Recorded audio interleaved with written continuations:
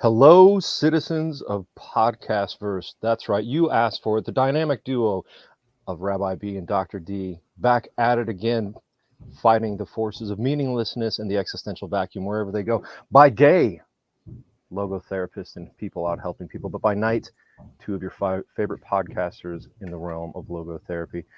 B, how you been, buddy? It's been a long time since we've been together. I think our audiences have been looking forward to this. Yeah, my inbox is flooded with emails of people asking where you guys been. So here we are. That's You I forgot to have add. actually been accosted on the street and at my Yeah, own house by people demanding the return of Rabbi B. One of them, as you know, the running man himself, it's like, come on, man. I'm not listening anymore unless B comes back. here we are. Get ready to run, people. Get ready to run. Get ready to run. All So, what have you been right. up to?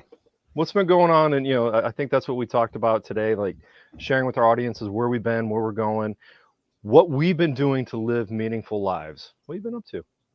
Good question. Well, I'd say professionally and personally, because it crosses into both, is for me the Enneagram for first time listeners. It's an ancient personality assessment system that I've been really immersed in for a few years now, and I've been building my own program, and it's just been kind of a night and day love hate affair. It's a passion project, but it's also being designing it for other people, so I got to keep somewhat sane and presentable in the process. So I've been really deep in that, and now I'm coming out the other side. It's done.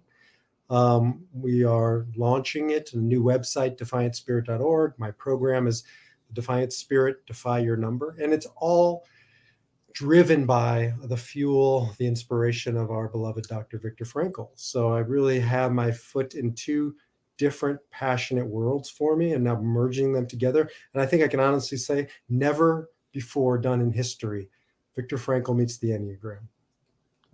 I think you've got a really good point there. Despite both being fonts of wisdom and a lot of ancient wisdom, like, yeah, I don't think these two have been put together. So that's going to be pretty amazing. I'm excited to take a look at that and to send people that way. Yeah.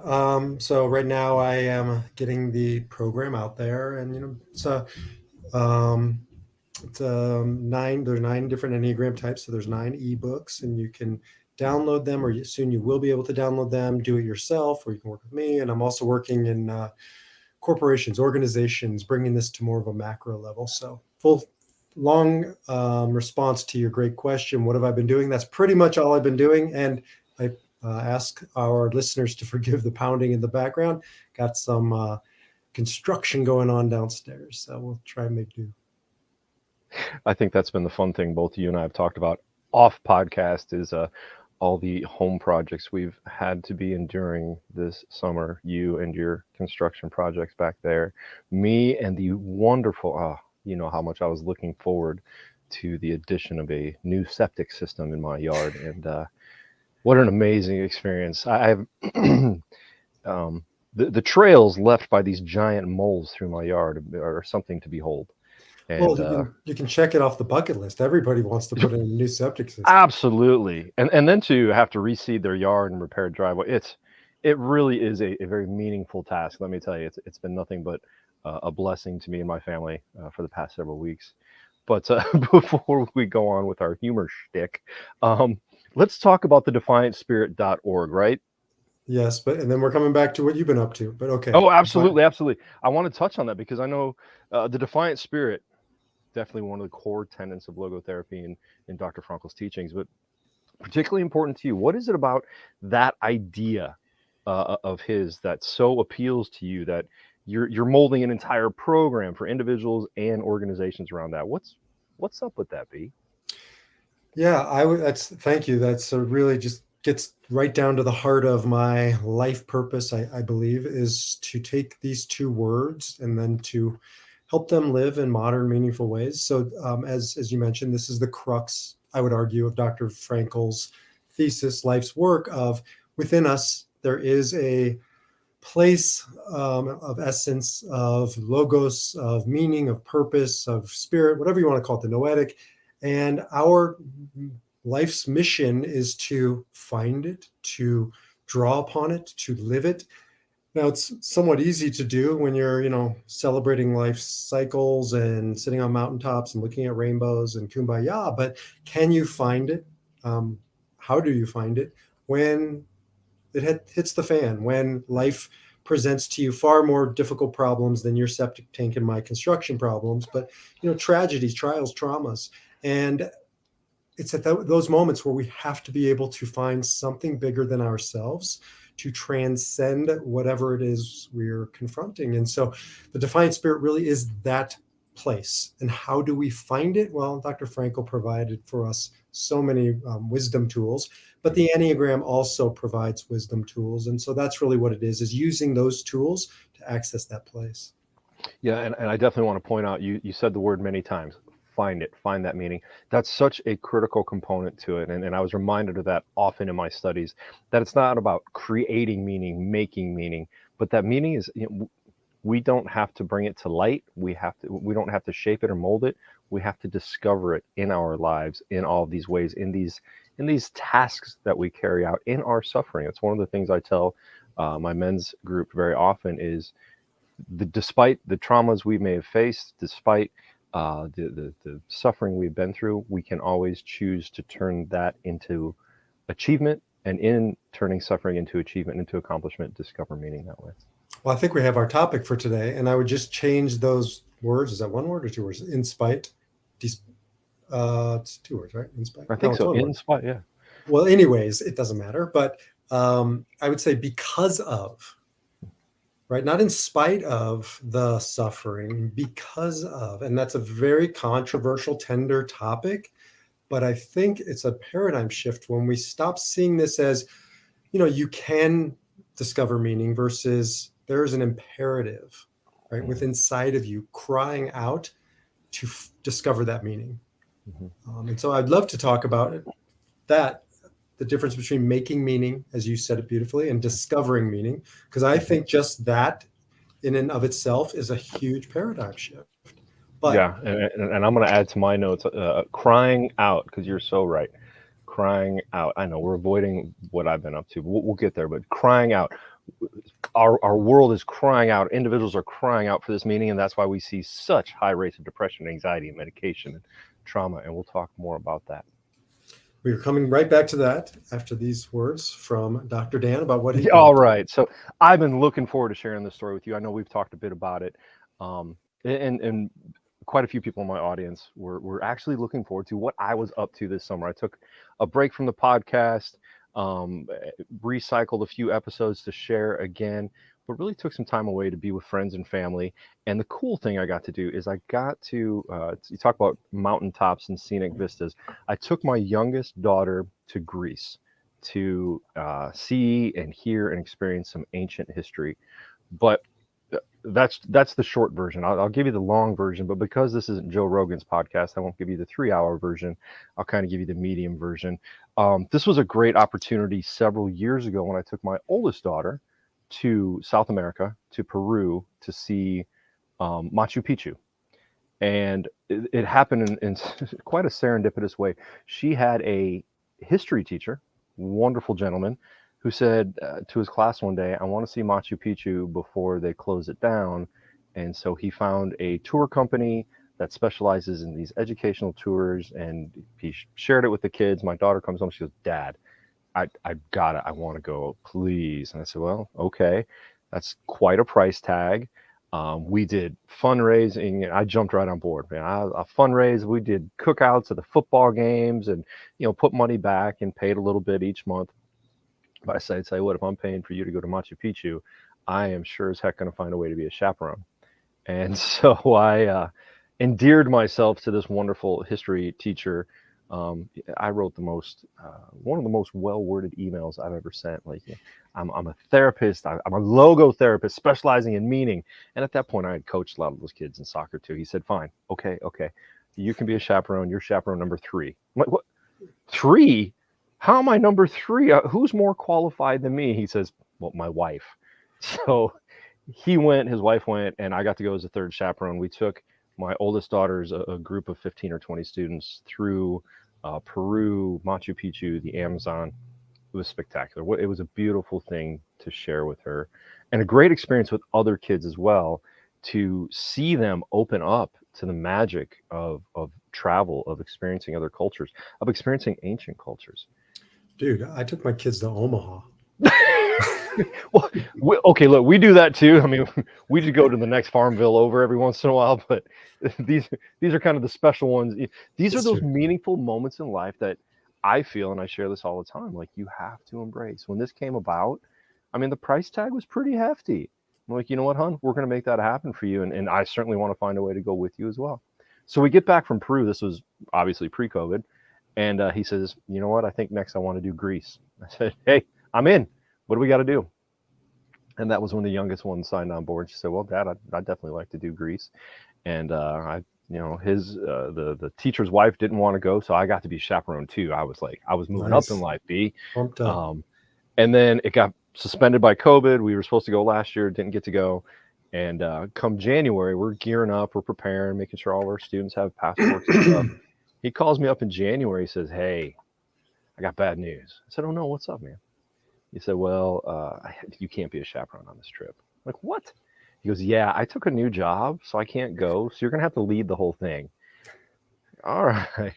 There, there's a vast difference between just kind of, hiking around with kids, being a chaperone, and trying to organize a group of 50 parents and students and their passports and air travel and all that.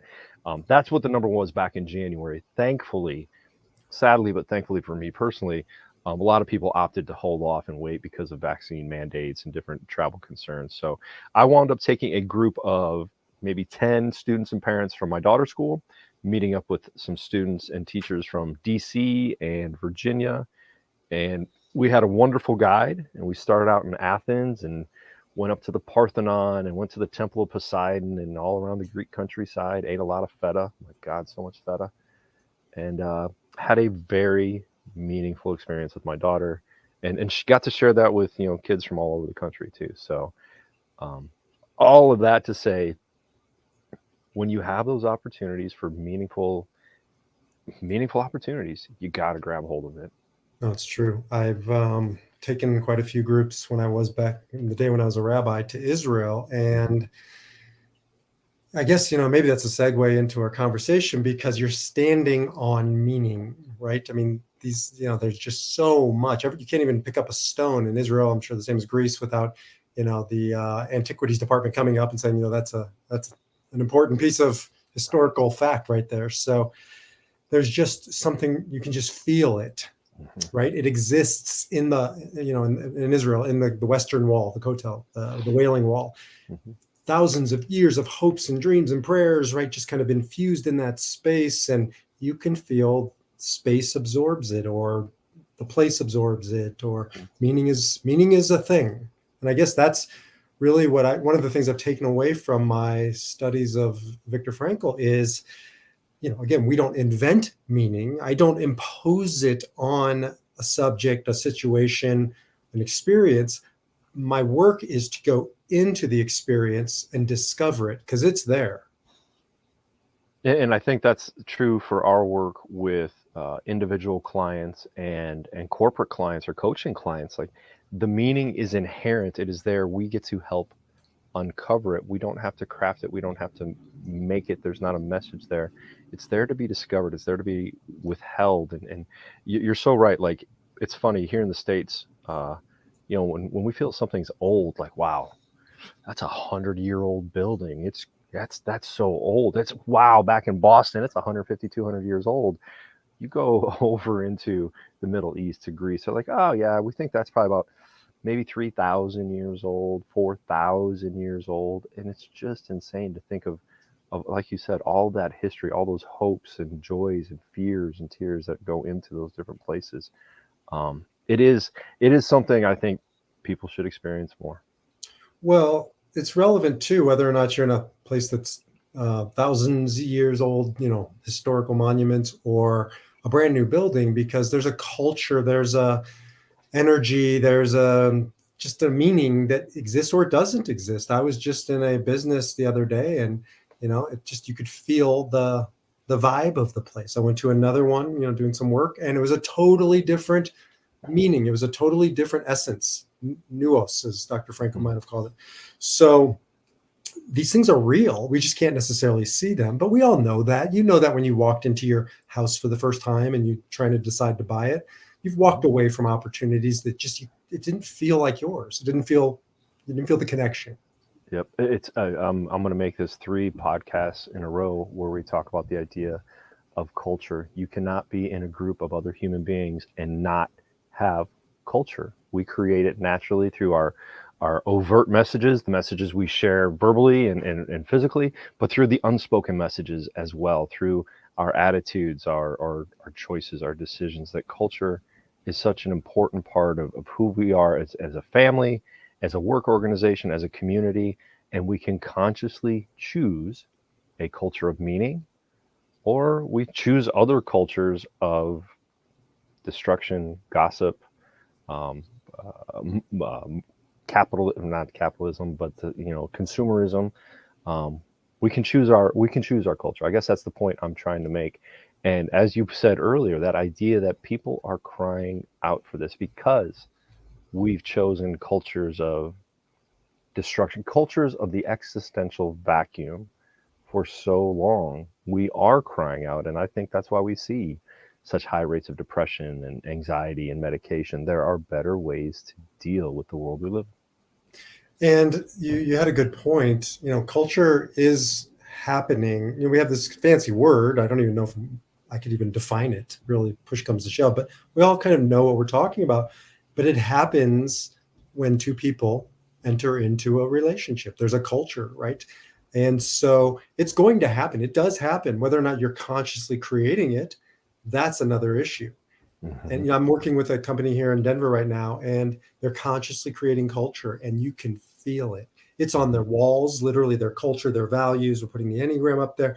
They're using it to communicate. They're checking in around it, and you can feel the intentionality of the place. And it's a higher vibration. It's a higher energy. You want to be there. Mm-hmm. That's such a good point. The last group I worked with, it was amazing that through the time I worked with them, one person changed, and it impacted the entire. Now, of course, the education and the exercises we went through and did also improved it, but it's amazing to think that just sometimes a little change, an intentional change, and I think that word is very important. We have to be intentional about our culture, or else it will happen, and it'll happen on its own and in unintentional ways. So whether it's, again, the culture of your family, the culture of your work group or organization or business, yeah, you have to be intentional about it. And I would hope you choose a meaningful culture. You choose an Enneagram-based, an MBTI Enneagram-based culture, right? But you choose your culture. So I could see somebody challenging right now, because I think in some ways it sounds like mixed messages. We're creating culture, but you just said, Dan, we don't create meaning, we discover meaning. Mm-hmm. So how do we rectify this difference? Consciously creating culture on the one hand, and discovering meaning on the other hand. All right. That's a good one, B. I'm ready. So, of course, we create culture. We decide as a group, as individuals, as leaders, what the culture will look like. Well, what does a culture of meaning look like? Healthy, positive communication, accepting differences, learning that difficult times in the organization are opportunities to grow and thrive, to turn suffering into achievement, but then also looking at that magical meaning triangle of our attitudes, our experiences, and our creativity. We find meaning in these 3 things. In a work environment, if you have an attitude of allowing people to be creative, to create, even in seemingly mundane situations, you offer them an opportunity to discover meaning. You consciously choose the culture, but then you give them the opportunity to discover meaning through their creativity, through their attitudes, through their experiences of helping others. What a beautiful opportunity for meaning. So in a work environment, you can have people working separately and tell them to go about their tasks and do it, or you can encourage them to collaborate and to help one another, and there is an opportunity to discover meaning. So what I'm hearing is, I'm fleshing this out, as we talk. We didn't prepare these ideas. That's part of our culture, B. We don't prepare here. We don't prepare, yes. We just roll. There we go. That's our culture. It's a fine line. But no, it's a means, right? The culture isn't inherently good or bad. It's much more of the means of, does it, where does it get us to? Does it get us to a good place? Does it get us to discovery of that meaning underneath all of this? Or does it impose? Does it obstruct us from getting there? But the culture in and of itself isn't the point, right? Nobody wants to just create culture for culture's sake. It's what's on the other side of that, the experience, like you said, the discovery, the purpose, all of this stuff. But you need to have a structure to get there. Well, and I think you're absolutely right. That idea of consciously creating culture. What's on the other side? Well, if you do it in your family, you have a happier, healthier relationships, children that grow and thrive, and hopefully a family that works together in happy, healthy, positive ways. In an organization, if you consciously choose culture, well, what are businesses built to do? Make money and help people, right? And when you consciously choose your culture, you can focus it to helping people and having a better bottom line. Culture, you know, is imperative in doing that. I just had this experience with the Enneagram, sort of understanding the culture of an amazing organization here in town. And they thought they were completely diverse, and they were in ethnicities, colors, religions, sexuality. Around the table, it looks diverse. And then we did the Enneagram, and let's say that I think there were 10 people around the table. Um, 9 of them had the Enneagram 7 as their thinking type, Mm. which is the enthusiast, it's the visionary, it's the upbeat, happy go lucky kind of energy. And there was one guy who was either a 6 or a 5, which is much more of a cerebral, intellectual, quiet, reserved. And when we started to look at this, he said, there's a culture here. If you're not running with the 7s, you're not really welcome at the table, because they're hopeful. And he's a pessimist, but we need sort of that negative view of things, poke holes in things, challenge the assumptions. He was deemed as sort of a wet blanket. And there was a culture around that, and they had no idea. So cultures, are much more sophisticated than sort of the obvious, usually ways we talk about cultures. Well, and when we exist in a particular culture over a certain amount of time, especially a work culture, we just get used to it. We may not be thriving in it, we get used to it, and obviously that organization got used to that culture, and it sounds like it was starting to fall into some negativity in that, the 7s are just kind of ruling the roost, and this poor cerebral type is just sitting out back thinking his deep thoughts that nobody's listening to. I know in organizations that I work with, it's usually the extroverts running the show, and the introverts are sitting there just saying, "I wish you would listen to me someday." But It's they don't true. know that until they go through a process like the Myers-Briggs or the Enneagram, and you show them the data. Look what we've observed here. Look at what these assessments have shown you, and everybody goes, oh, "Yeah, that feels right." So I'm working with an organization, a leadership type organization, and they do their Enneagram assessments, and they're all Enneagram 7s and 8s. Mm. 7s are, as I described, the visionaries, and 8s are the kind of powerhouses. And it is so clear that they've never once challenged this assumption. There's really no room at the table for the quieter types, the Enneagram 4s or 5s or 6s. And then we started talking about Susan Cain's book, Quiet. Have you ever read Mm. Quiet? I was, I think I recommended it twice this week already. So I'm sure it's on the bookshelf there behind you somewhere. But I think I've got it digital. I don't know. I may have even listened to it. But it's a worthy read for anybody who's listening, because it's basically how we've created this culture that we're talking about, that really rewards the assertive, aggressive, verbose, outward extroverted types, and penalizes everybody else. And that's 50% of the population, whatever it is, that is either trying to be somebody they're not to fit Mhm. into the dominant culture, especially in corporate America, Mhm. or they don't show up at all. And that's Yep. a shame. Yep. They don't show up at all. And yeah, you're exactly right. I believe the full title is Quiet, the Power of the Introvert, or Power of Introvert Thinking. And yeah, I remember that chapter really well about how industrialized America really accentuated extroversion. And hey, you got to get out there and do the speaking, and be talking, and always be the first one to share in a meeting. And meanwhile, introverts are going, no, that doesn't feel right for me. And we never really honored how they operate. And that's really one of the important things that I have to bring to a lot of organizations is, hey, you extroverts, I think we can safely say two people like us probably a little bit tendency towards extroversion. It's guys like us that have to sit back, count to 7 or 9 or 15, and wait for the introverts to process those thoughts to be able to share them. And when we do, we get gold, but it's hard to do sometimes.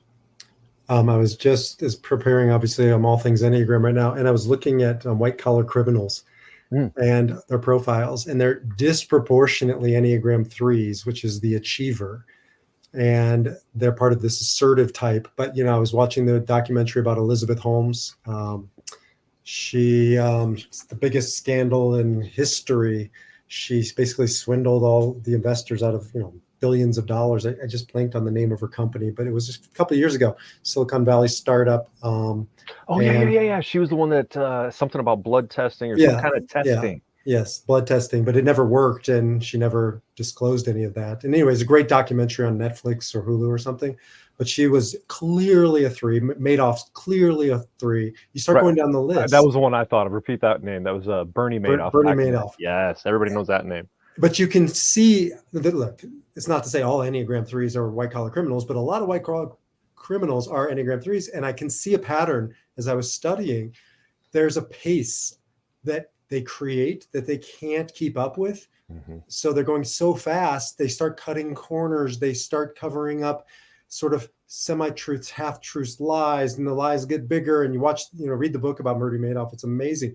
It just gets out of control, and he can't stop the train. And now it's a Ponzi scheme because he's moving things around, and you can just feel that energy could have been averted if he would have read Susan Cain's book, right? Or embodied those principles. And I'm sure Enron and all these other examples probably had that same corporate culture. It's too fast. There's no room for poking holes. There's no room for second guessing. There's no room for slowing it down. Mm-hmm. You get yourself into trouble. Yeah. Well, let's take it even a step further to our mentor, Dr. Frankl himself, right? You can read Susan Cain's book, but what if you read Man's Search for Meaning and realized we don't have to move at this fast pace to continue to buy the things and get the stuff and all of that. But, when we look to work in a meaningful situation, when we work to serve others, to transcend the self, that's where life is at. But when we find ourselves chasing more and more consumerism, when we chase the things all the time, it winds up being meaningless. And so many people have shared that story that they get to that point of recognizing, I'm in trouble. How the hell did I get here? And it's that process of going in the wrong direction too hard, too fast, and not allowing other people to come in and say, hey, wait, maybe we should do something different. I would also add to that, back to our kind of original last minute topic, which is, I think there's a difference between discovering meaning and making meaning, because making is another doing. It's another verb. It's it's such an American, Western, modern idea that I can, what chutzpah, as we say, I can make meaning. I can't make shit. I can't make a flower grow. I can't make a butterfly, I'm going to make meaning, right? It's just so arrogant. And then I can feel like I got to make this happen. I used to do this as a rabbi. Every profession you do this. I got to make a great talk and get up there, and I gotta, me, faster, more. Mm-hmm. And you can just feel you're blowing right past the meaning. Like it's there. Stop, slow down, take a deep breath, go into it. Yep. Same thing as a clinician or as a consultant, right? I got to go in there. I got to fix this person. I got to fix this organization. I got to fix this team. It's like, no. We are blessed to be able to be witnesses to the change and to have some knowledge we can share to help people take hold of. But you're right. That is, we talk about this a lot. Such a Western U.S. thing that we're going to go do it. And whereas many other cultures are just have that natural ability to step back and be like, that's okay. It'll happen. But it's hard to break the pattern because I imagine those clients who come to you at some level, or maybe explicitly, are saying, fix me. Right? Tell me what to do. I get this all the time. Just tell me what to do. Oh, I love that one. I can't tell you. This is your life. You're driving the bus. Yeah. I think Most most of the people I work with have gotten to the point that they just roll their eyes as that comes out of their mouth. They know, like, he's not going to do that. I know he's going to say no. They catch themselves mid sentence. Just tell me. Oh, I know what's coming now. No, that's not what we do. We don't tell people what to do. We're not. I guess that's the difference between a physician and a logotherapist, right? Physicians will tell you what, take two of these and call me in the morning. But unfortunately, that kind of medicine hasn't been working too much for our crying out for meaning in the past few decades. Which is, again, why we can't do that, because I can't make it and I can't discover it for you. If I discover it, it's not yours, it's mine. And so, we can empower you on the journey of discovery. And Let that's me see about if as I can much as we can. remember this story from one of our. Did you ever have the wonderful Dr. Reverend Jeremiah Marasso back in your studies at GTF? I do not. He was, I believe, he was a practicum teacher. I may even had a class with him, but he shared this beautiful story of what it means to be a logotherapist, what it means to be a helping professional. He said, for the people out there, for the groups you'll work with, just think of them as an anchor that's been dragged at the bottom of the lake for hours, and it's just covered in muck and mud, and your job is to help uncover that anchor, to help wipe away the mud. That anchor is the meaning. And in our lives, we just pick up too much muck and mud. And our job, not just as clinicians, as logotherapists, as helping professionals, I think that's our job as human beings to other people, is just to help a little bit. And in doing that, the great poet and prophet himself, Joe Rogan, said this the other day. When you do nice things for other people, it's being selfish because it actually helps you feel better. Is that why you have the grooming habits that you do? Because of your mentor, Joe Because of Rogan? I wish I had the workout habits of Mr. Rogan, but yes, that is the grooming habit. um, th- yeah. And, as you're talking, I'm seeing that imagery of the anchor and the shift of discovery. I see this a lot with men in particular, and especially sort of the midlife crossroads. Discovery by going down versus going out, going into versus going wide, Mm-hmm. right? Not to change your spouse, to change your job, to change your car, but to stand where you are and go down into that anchor, into the mud, which is usually, not always, but usually where you're going to discover that meaning. Mm-hmm. Because you go down into yourself to discover that meaning rather than going out into the world to consume more, to get the fancy car, to look for the new eye candy on your arm. I think that's such a good point, and I really like. I don't know if you did that on purpose, but I believe you called it the midlife crossroads instead of the midlife crisis. That's Mm. is that intentional? Is that a Bism there, or what's that about? I'm sure I didn't make it up, but I definitely have gone through those crossroads like 4 times. And so I, uh, I know it pretty well. So yeah, I've become fond of the crossroads. It's never really been a crisis, as painful as it is. Yeah. But maybe we have another podcast on there. Well, that's a great point. I think when we treat it as a crossroads, as an opportunity, rather than when we treat it as an opportunity, it doesn't turn into a crisis. But when we go the wrong direction, it can become a crisis. I think that's a really great insight. And if you're willing to stop at the crossroads, take a little time, right, dig down into it. That's usually the best path. When I've gone rushing through it, like I'm an Enneagram 8, which is one of the most assertive, aggressive, go get 'em types. And every time I do, I end up having to backtrack, go Hmm. back to the crossroads, slow it down, think it Back through. to the crossroads. Consider that turn. Hey, sometimes even maybe get a mentor, a coach, a therapist, a logotherapist to help you decide which way to go.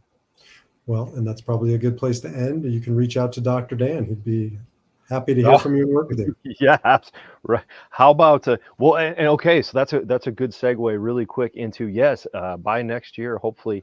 Look, we talk about callings in life. My calling ever since studying logotherapy is to get this out to more people. I think I've said it many times. My professors and instructors were just tired of me talking about more people need to know this. And they said do something about it, and I did, and that's why you and I are talking, and that's why there's a Meaning Project podcast. And I think, wow, there's only so much of me to go around in clinical hours on a daily basis. So hopefully by next year, I'll be able to offer a little bit more in a virtual sense, maybe some virtual group coaching and educational material in mental health and meaning. So if you can't make it to my office in Little Farmville, Indiana, maybe we'll still be able to interact. So as you work on your Enneagram project, I will be working on a mental health and meaning project. And I have a feeling, should the spirit allow it, there might be a team up coming up here someday. Count me in, Coach. I'm ready to play. Outstanding. It's always been always a pleasure to jump on these calls with you, Dan, and really explore the noetic, the spiritual in my life. And Absolutely. Hey, B, if people want to find out more about what you're doing, where do they get a hold of you? DefiantSpirit.org, and you can find all things Enneagram, Viktor Frankl, and Baruch HaLevi. Outstanding. I'm going to need to find a better, like, easier to spell name, because actually I have to spell my website. That's DanielAFranz.com, DanielAFranz.com. B, always a pleasure, man. Can't wait till we do it again. All right, brother. Until the next time. Take care.